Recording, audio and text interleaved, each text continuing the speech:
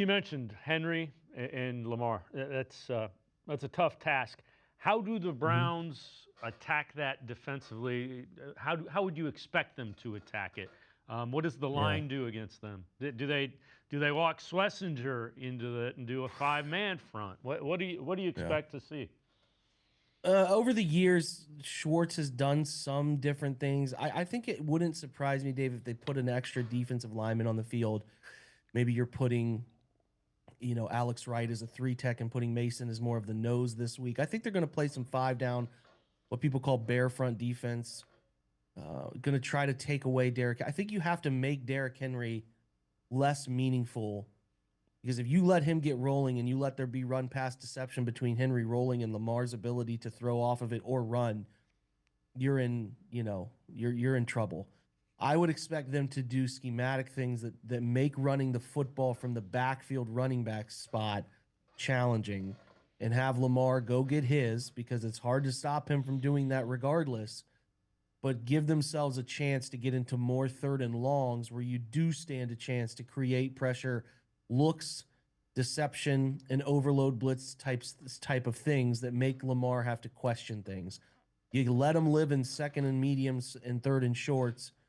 That's an awful place to be around those two guys. So I do think they're going to be aggressive in the early downs, trying to stop run game ideas from Todd Monken, right? The OC over there, and put themselves into as many advantageous third downs and really like, Grant Delpit said it at the beginning of the season, like before the Bengals game. They're a man coverage team and a run. They're a run defense based team, and I think they did a nice job adjusting to what Cincy was doing with Chase Brown. I am curious to see how they go about trying to stop Derrick Henry because if you can make Henry less meaningful to the game throughout, you then have, I think, just a better chance. It does leave you vulnerable to certain pass concepts and things like that. But with Isaiah likely to miss the game at this point, based on things, I'd rather see the Ravens and Patrick Ricard also out living in 11 personnel with, Bateman, Zay, Flowers, and DeAndre Hopkins. I'd rather them be there than I would them being a diverse and